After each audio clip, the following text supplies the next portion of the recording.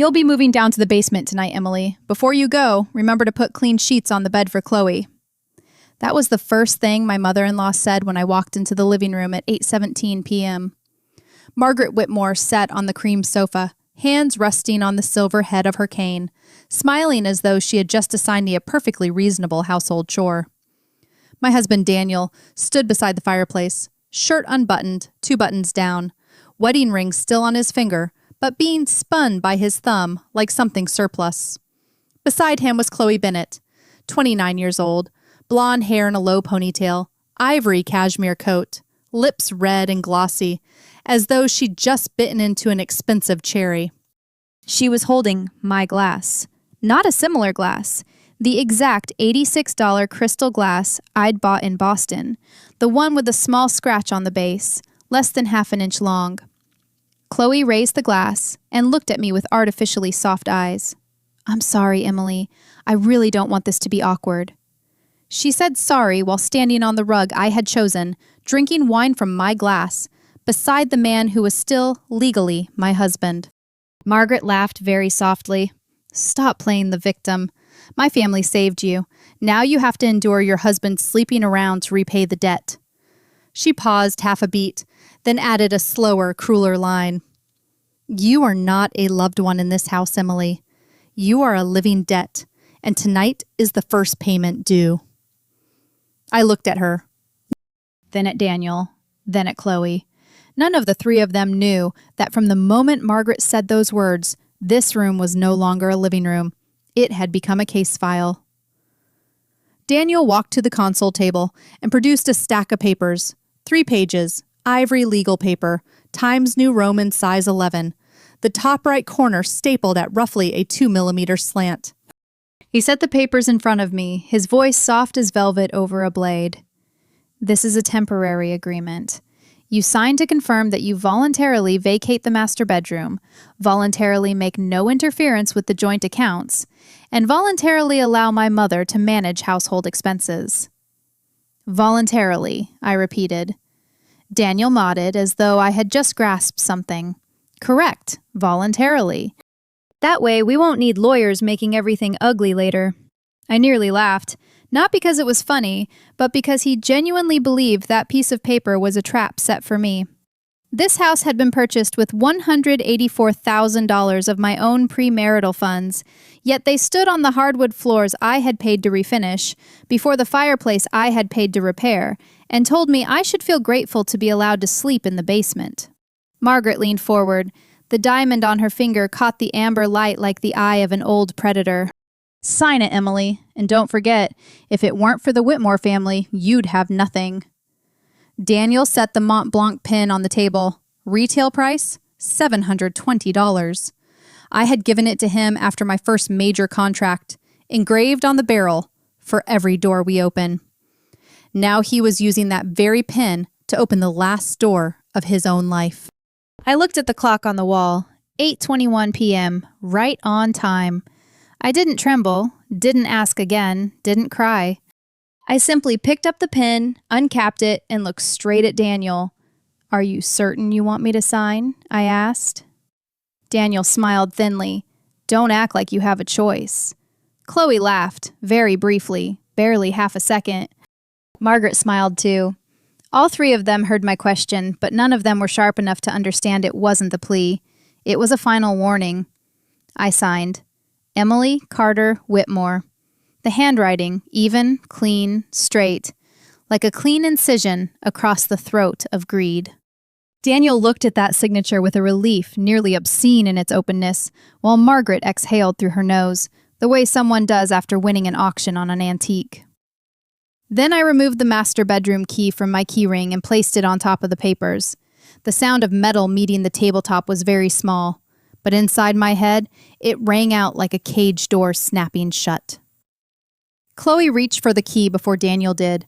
Her nude-colored nails touched the metal slowly, greedily, almost tenderly.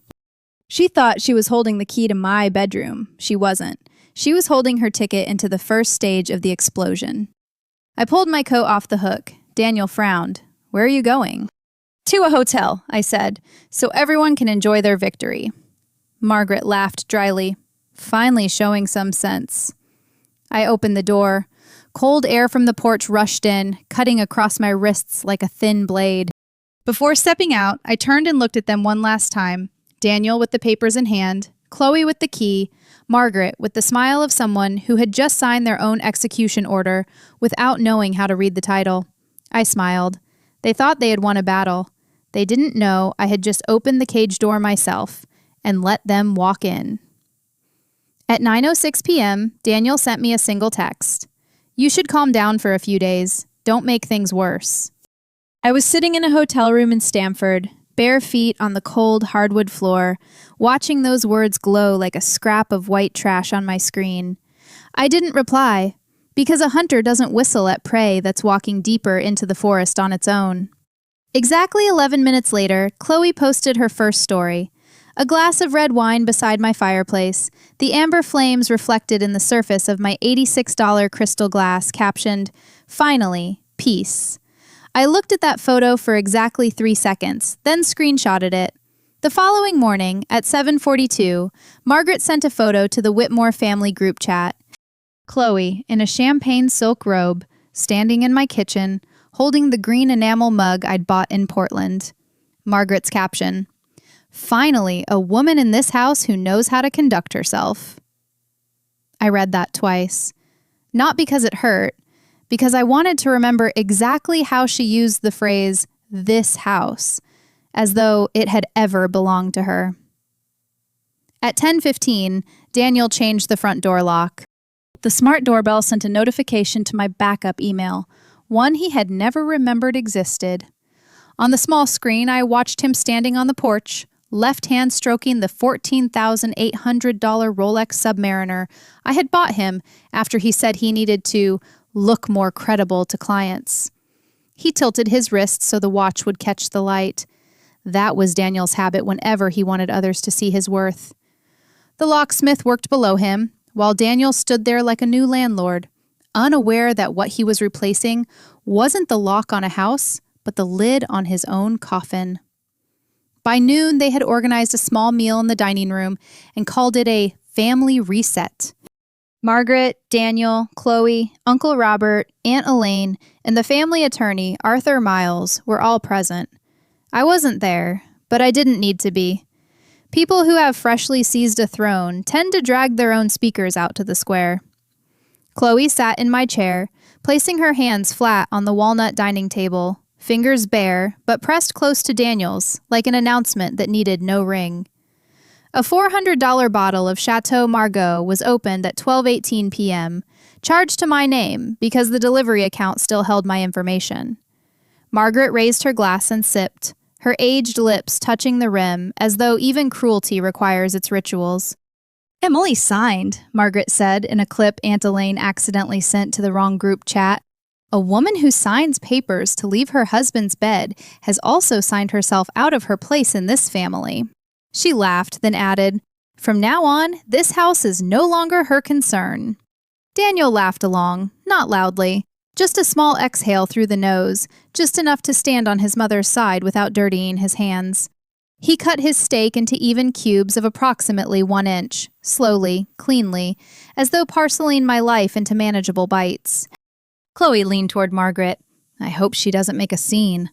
Her voice was soft as melting cream, but the corners of her mouth curved up like a fishhook. "Daniel has suffered enough with someone so unstable." Unstable. I paused the clip on that word exactly, because fools rarely realize they've laid the first brick of the wall that will eventually crush them. Arthur Miles cleared his throat softly and asked Daniel whether he was certain about last night's agreement. Daniel set down his knife, blotted the corner of his mouth with the white linen napkin, and said clearly, "She signed voluntarily. No coercion. I have the paperwork." I heard that once, then saved it. The way you set aside a bullet with a name already engraved on it. At 2:30 p.m., Chloe posted a photo of the master bedroom. She didn't photograph the bed directly, but enough was visible. My charcoal gray linen duvet, the dried flower arrangement on my nightstand, and the edge of our wedding portrait turned face down. The caption read, "Some spaces are meant to be healed." An ordinary person would feel furious. I found it convenient. That evening at 8:03, Daniel called, his voice unhurried, the tone of someone bestowing charity. "Emily, I'll let you come by for a few personal items. Clothes, your old laptop, things women usually need. But don't come back with a combative attitude." I looked out at the city through the hotel window, thin trails of headlights like suture threads on dark pavement. "And the company?" Daniel laughed softly. "Don't embarrass yourself. The company accounts ran through the joint accounts too many times. Arthur says everything could be viewed as marital assets. I think it's best you let someone with a stable head handle things." Someone with a stable head. He said it about himself. A man who had never read a financial report longer than 9 pages. I let him talk because greed always likes to sign its name out loud before it signs on paper. "I don't want to leave you with nothing," Daniel said. "I keep the house, keep the operational accounts, keep control of Carter and Vale until valuation is complete. You can receive a one-time payment, $75,000, if you behave reasonably." $75,000. I had built Carter and Vale from a $42 folding table in a rented apartment in New Haven. Daniel used to call spreadsheets those little boxes that give me a headache. Now he wanted to buy my disappearance for less than the cost of Chloe's SUV. At 9:19 p.m., Margaret sent another message. "Bring the Lexus key tomorrow. The car is being retitled under Daniel's name. Don't make this difficult." Then, 14 seconds later, "And don't forget, gratitude is the minimum quality of someone who has been rescued." I read that message, then set my phone down next to a glass of water. No reply. No insult, no warning. At 9:41 p.m., Chloe sent a new photo to the group chat. She was standing in front of my wardrobe, wearing the gray cashmere sweater my mother had left me before she passed, tugging gently at the collar, as though trying on a sale item. The caption was 4 words. "Fits me better anyway." I looked at that sweater longer than anything else. My mother had folded it into my suitcase when I moved to Connecticut, telling me that good wool keeps you warm even on the days when there's no one left to hold you.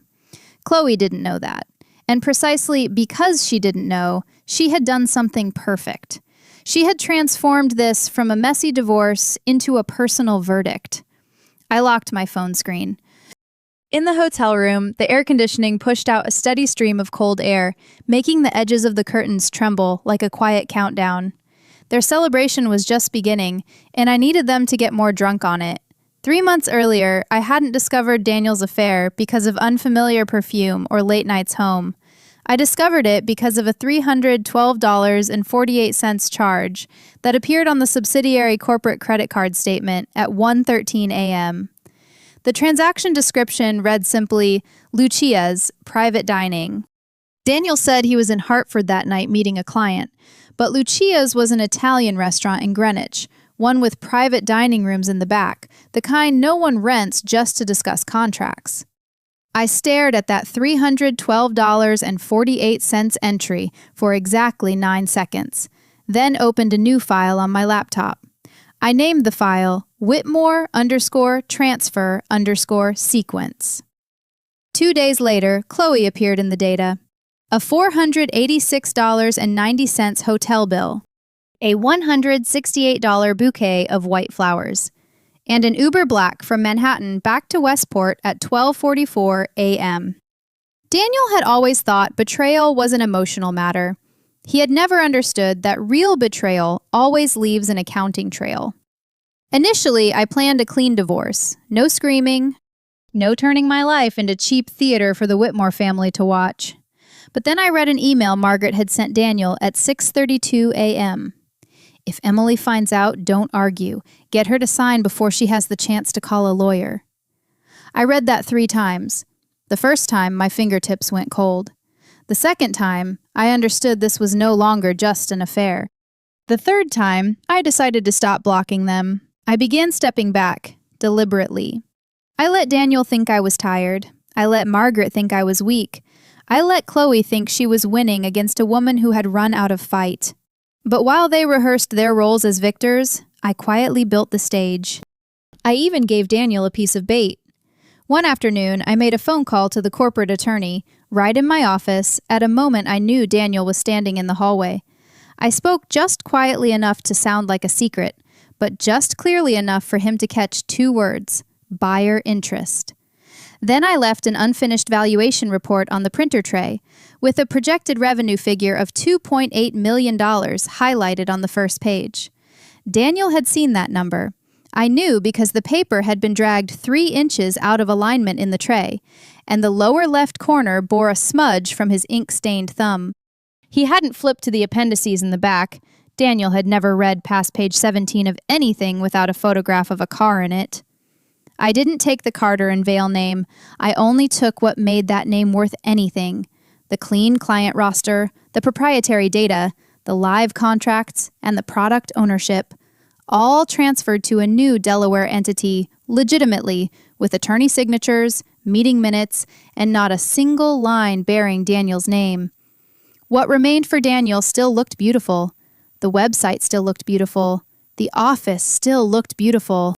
The company name still sounded expensive, but inside, it was nothing more than a hollow shell holding liabilities, outstanding invoices, tangled accounts, and a reimbursement clause that Daniel had never had the patience to read. Before signing anything in the living room that night, I had already triggered the internal audit protocol with Northbridge Capital. The request was filed at 5:48 p.m., clean, legitimate, without emotion. That meant that anyone who claimed operational authority over Carter and Vale after that point would be required to account for every transaction that had passed through the joint accounts. And Daniel had stepped directly into that position.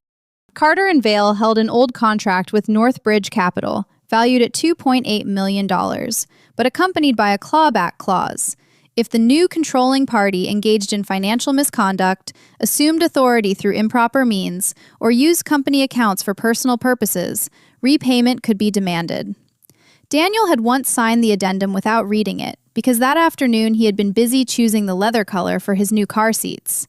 His signature sat on page 17, just below a line in 9-point type: personal reimbursement liability. Personal reimbursement liability. I had stared at that line for 14 minutes when I first found it. Not out of fear, because it was exquisite. A perfect trap doesn't require the hunter to push the prey into the pit. It only requires covering the opening with leaves, then waiting for the prey to run toward it, believing there is meat on the other side. So I did not stop Daniel from taking the company. I simply let him want it more. I did not stop Margaret from calling me ungrateful, because each of her words was another piece of evidence of coercion. I did not stop Chloe from photographing the house, the bedroom, the sweater that had been my mother's, because every image she posted carried a timestamp showing they had seized assets before any legal judgment had been issued. Chloe didn't just want Daniel, she wanted my role, my kitchen, my wineglass, my chair, my mother's sweater, and the feeling of standing inside my life as though I had never existed. So I let her try on each layer of my skin. They thought they were building a case against me. In truth, they were building a case for me. The papers I had signed in the living room did not grant Daniel the power he imagined.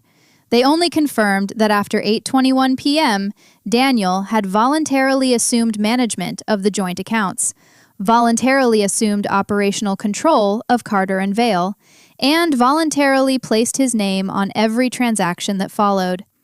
He hadn't merely claimed authority, he had claimed personal liability. That is why I asked, "Are you certain you want me to sign?" I didn't ask to be saved. I asked so that no one could later say I had not given him one final chance. I hadn't given Daniel a company.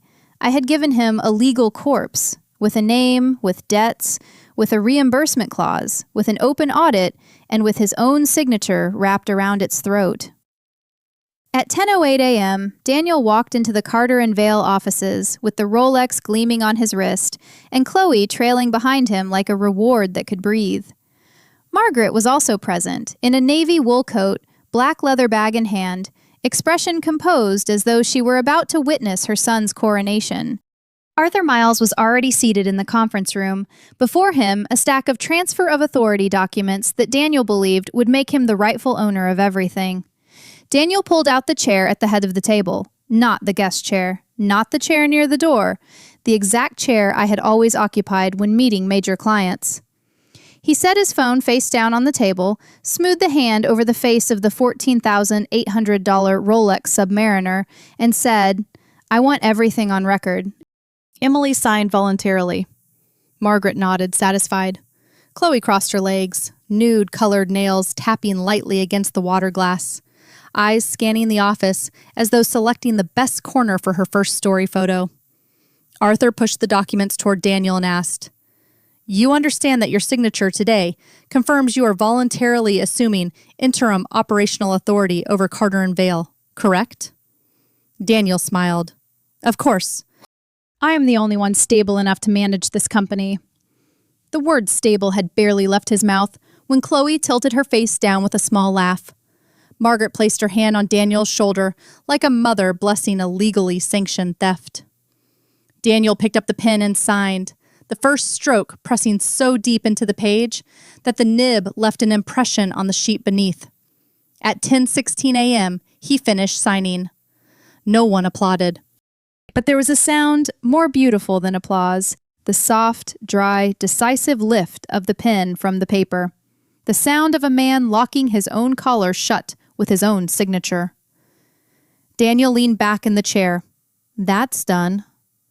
The conference room door opened immediately after. A man in a gray suit entered, followed by a dark-haired woman carrying a laptop, and two people wearing Northbridge Capital lanyards. The man placed a white envelope in front of Daniel and introduced himself, Mark Ellison, head of internal audit. His voice was so measured, it was nearly without temperature. "What is this?" Daniel asked. Mark opened his laptop. "Under the terms of the contract between Carter and Vale and Northbridge Capital, we have activated a special audit procedure covering the operational accounts, transfer of authority, and transactions potentially involving misappropriation of funds." He glanced at the papers Daniel had just signed. "And according to this document, Mr. Daniel Whitmore has just confirmed himself as the responsible party in operational control." Chloe stopped tapping her nails. Margaret sat straighter. "Wait, what audit?" "Emily no longer has any standing here." Mark looked at her, politely, but without warmth. "The audit request was submitted before Mr. Whitmore assumed operational authority. It is valid, and the person now named as the controlling party must cooperate." Daniel let out a short laugh. A very poor laugh. The kind people produce when they haven't quite become frightened yet and still need to pretend everything is absurd. "Fine, audit away. I have nothing to hide." The dark-haired woman turned the laptop toward him. On the screen was a transaction list. $312.48. Lucia's. Private dining. $486.90. The Delamar Hotel. $6,920. Vermont House Repair Fund. $18,300. Transfer to Mim Whitmore. The air in the room changed color. Daniel's eyes moved down the list and lingered on the line reading, "Chloe Bennett, Consulting Advance," longer than all the others. His thumb slid across the Rolex face as though searching for a button that could reverse time. Mark continued, "The Carter and Vale operational accounts have been frozen as of 10:17 a.m. No transfers, withdrawals, edits, or deletions may be made until the audit is complete." Daniel froze. "No, I didn't have formal control until today." Arthur Miles looked slowly at the document Daniel had just signed. "Daniel, in last night's paperwork and during your 8:03 p.m. phone call, you stated clearly that you were retaining operational control until valuation was finalized." Daniel turned sharply toward him. "You're my lawyer." "I am the Whitmore family attorney," Arthur said, "and I asked you, before you signed, whether you understood you were voluntarily assuming interim operational authority." Mark turned to Chloe. "Miss Bennett, we also require an explanation regarding the $2,740 recorded as a consulting advance. Do you have a consulting agreement with Carter and Vale? Chloe's face went white. Daniel said it was... Daniel cut her off. Don't answer. Mark turned to Margaret. Mrs. Whitmore, the $18,300 transferred to your personal account also falls within the scope of this audit. Margaret opened her mouth, then stopped. For the first time, she had no prepared answer. Her chin remained lifted, but her throat swallowed once, heavy and unmistakable. The conference room door opened a second time. This time, I walked in. No black revenge dress, no sunglasses, no triumphant smile. I wore a pale gray wool sweater, black trousers, hair pulled back low, holding only a thin folder, barely half an inch thick. Daniel shot to his feet. What the hell are you doing here? I looked at him, then at Chloe, then at Margaret. I'm here to collect a few personal items. You said I could. Chloe's face went paler than before. Perhaps because she had realized that the sweater I was wearing was not the one my mother had left me. That one, the one she had posed in for the group chat, was currently sitting in my evidence file under unlawful appropriation of personal property. Mark turned to me.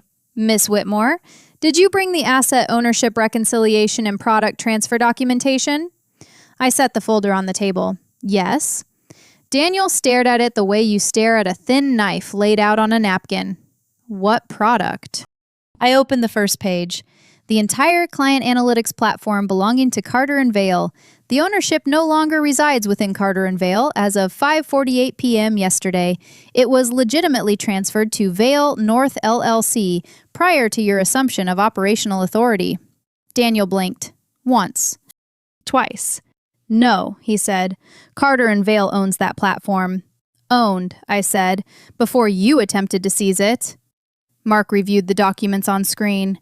This means Carter and Vale no longer holds its core intellectual property. However, the reimbursement obligations tied to Northbridge remain in force with the current controlling party. Margaret turned to Daniel. What is she saying? Daniel didn't answer. Chloe whispered, Daniel? He looked at me, for the first time without contempt. Only the slow recognition of a person who had just understood he was not holding a crown. He was holding a live grenade with the pin already pulled. I said very quietly, You didn't steal the company, Daniel. You stole the carcass of it. Arthur Miles removed his glasses. If the personal reimbursement liability clause is triggered, Mark finished the sentence, Northbridge has the right to demand repayment, levy breach penalties, and expand the audit to cover accounts used improperly for personal purposes. The preliminary estimate is $2.8 million before legal fees. Chloe let go of her water glass. It didn't shatter. It only rolled one small arc across the table before stopping, leaving a thin, curved trail of water, like a cut. Daniel shook his head. That's not possible. The valuation report said the company was worth $2.8 million. I looked at him. No, that report said the Northbridge contract was worth $2.8 million. I let exactly one beat pass. You just didn't read the part about who would have to pay it back. Margaret stood up abruptly. Her silver cane struck the chair leg with a dry metallic clang. Daniel, say something. Daniel didn't speak. I placed the final document on the table. On the matter of the house, I said. Margaret turned to me. What about the house? I looked at her. The house was purchased entirely with my own premarital funds. Daniel has never held ownership. And because last night he demanded I vacate my own property, changed the locks, allowed Chloe to occupy the master bedroom, and then demanded I surrender the Lexus, my attorney filed an emergency protective order on the asset this morning. The air in the room went completely still. Mark closed his laptop. Arthur set his glasses on the table. Chloe looked at Daniel as though he had just transformed from a prospective millionaire into an enormous breathing invoice. Daniel spoke very quietly. Emily. I raised my eyes to his. He swallowed dryly. Did you know everything? I smiled, very faintly. From the first $312.48. Daniel didn't shout immediately. Men accustomed to winning through volume usually need a few seconds to understand that loudness no longer works. He looked at the laptop screen, at his own signature, then at me, as though I had just altered the laws of gravity in front of him. It took exactly 4 seconds for Daniel's brain to process that he had just signed his own financial death warrant. The first second, his face retained its contemptuous expression. The second, blood began draining from both sides of his jaw. The third, his pupils contracted, small and black as 2 pinpricks. The fourth, the hand wearing the Rolex trembled once, the watch face knocking against the table edge with a dry, hollow sound. "No," Daniel said. Just one word, very small. No longer resembling a command, no longer resembling a threat. It sounded like the last noise a person makes upon watching the elevator floor vanish beneath their feet. I sat down in the chair across from him, without hurry, without a smile, without satisfaction. I set the folder before me, aligned precisely with the table edge, then spoke in the same tone one would use to read a meeting schedule. Let me make it simple. You didn't sign to receive a company. You signed to accept responsibility for a legal entity with no core assets, currently under audit, with personal transactions running through operational accounts and a personal reimbursement liability on page 17. Daniel blinked 3 times in under 2 seconds. He tried to inhale, but his chest only rose halfway, as though his lungs had just been filled with cold water. Sweat began appearing at his hairline, each bead catching the conference room light. Margaret turned to Arthur Miles. "Tell her that my son doesn't bear responsibility for any of this." Arthur didn't look at her. Daniel just confirmed in writing that he voluntarily assumed the interim operational role. "But he was set up," Margaret hissed. I looked at her. "No, he was asked before he signed." The room went quiet. I turned back to Daniel. "You said of course. You said you were the only one stable enough to manage this company. You said I signed voluntarily. You said you had the paperwork." I slid the printed message log across to him. "Those are not the words of someone who was set up," I said calmly. "Those are the words of someone who believed they had won." Daniel looked at the paper. His shoulders dropped approximately half an inch. Only half an inch, but enough to tell me that something internal had just fractured. Chloe glanced at the audit screen, where her name sat beside an entry labeled Consulting Advance. The red lipstick on her mouth suddenly looked far too vivid against her draining face. She shifted her chair 3 inches away from Daniel. A small distance. A small betrayal. Quite beautiful. "Chloe," Daniel said. She didn't look at him. "You told me everything was clean." Margaret spun toward Chloe. "Don't sit there playing the outsider. You're part of this." Chloe snapped back, her voice high and thin. "I didn't sign anything." That sentence fell onto the table like a broken glass. Mark Ellison turned to Margaret. "Mrs. Whitmore, the $18,300 transferred to your personal account remains within the scope of this audit." Margaret opened her mouth, then stopped. For the first time, she had no ready answer. Her chin was still held high, but her throat moved once, heavily, conspicuously. Daniel stood suddenly. The chair scraped back against the floor with a metallic screech. "This is between me and my wife." Mark's voice didn't change. "Because company accounts were involved, this is no longer purely a marital matter." That sentence hit Daniel harder than any shout could have. He looked at me. His eyes had reddened, but not from anger anymore. It was a mixture of humiliation, fear, and the belated recognition that the woman he had planned to send to the basement had been building a different basement beneath his feet for months. "What do you want?" he asked. I closed the folder. "Cooperate with the audit. Don't delete any messages. Don't touch the accounts. Don't set foot in my house. Don't contact my clients, and never again use the word voluntarily to describe something you coerced me into signing in front of your mother and your mistress." Daniel swallowed. His throat moved once, strained, as though he were swallowing ice. "You can't do this to me." I looked down at his signature on the page. "Daniel, I haven't done anything to you yet." I looked up. "You did this yourself." No one in the room said anything. It was the moment of complete biological collapse, blood draining from Daniel's face, pupils tightening, lips going dry, hands losing steadiness, chest struggling to breathe as though his lungs had frozen. He no longer resembled the man who had settled into the head chair at 10:08 that morning. He resembled someone who had woken up inside a coffin and was hearing the first shovelful of earth land on the lid. Chloe stood up. I need to call my own attorney. Daniel turned to her. Your own attorney? Chloe stepped back half a pace. Daniel, you told me everything was clean. I didn't smile. You don't need more knives when the cut is already deep enough. Mark closed the laptop. From this point forward, any modification, deletion, asset transfer, or interference with the audit will be documented. Daniel looked at me again. This time his eyes held something close to pleading. Emily, he whispered, please. The word please left his mouth so small it nearly disappeared before reaching the table. I looked at the man who had once told me I had no choice, whose mother had called me a living debt, who had thought he could purchase my disappearance with a charity payment. I straightened the sleeve of my sweater. Save your breath, I said. You'll need it for the audit. Daniel moved toward me, but Mark Ellison raised one hand, lightly, barely a gesture. He didn't touch him. He didn't need to. From that moment forward, every step Daniel took could become a footnote in the audit file. Emily, Daniel said, his voice fracturing at the final syllable. We can speak privately, just you and me. No need to bring in outsiders. I looked at him.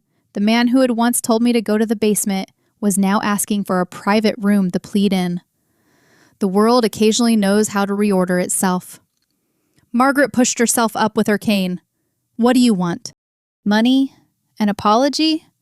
Or are you just doing this to destroy this family out of spite? I turned to her. Margaret, you still think this is an emotional matter. She stiffened. I'm not destroying anything, I said. I'm simply no longer cleaning up after your family's greed.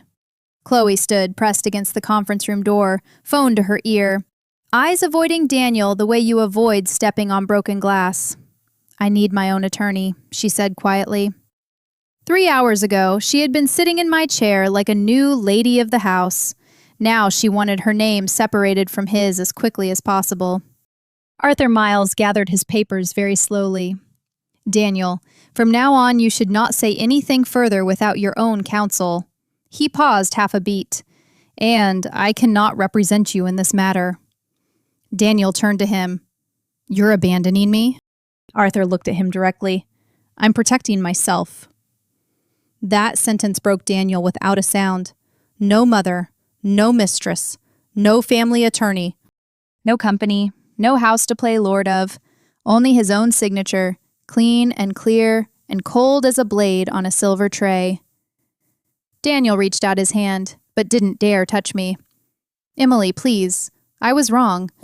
I'll have my mother apologize. I'll tell Chloe to leave. We can fix this. I looked at that hand hanging in the air. The same hand that had once slid that stack of papers toward me, that had spun the wedding ring like a surplus object, that had signed what he thought was a throne and turned out to be a booby trap. No, I said. You don't want to fix anything. You want to escape the consequences. Daniel opened his mouth, but nothing came out. I walked to the conference room door, then turned one last time. Greed has one very endearing weakness, I said. It always believes what it steals is a prize, right up until the invoice arrives, addressed precisely to the person who signed for it. No one replied. I left the office at 10:46 a.m., no running, no looking back. A well-made trap doesn't need applause to prove it has closed. By 6:18 p.m., I was sitting alone in the kitchen in Westport. The locks had been changed back. The house was quiet. My mother's sweater was in its own separate laundry bag. I brewed mint tea in the green enamel mug that Chloe had once held up like a trophy of her conquest. I cut a slice of lemon pound cake, set it on a white plate, and ate slowly in my own kitchen. The flavor was slightly tart, slightly sweet, dissolving on the tip of my tongue like a small reminder that freedom rarely requires fanfare. It only requires a quiet house, a lock that belongs to you, and enough patience to watch greed sign its own name onto its own sentence.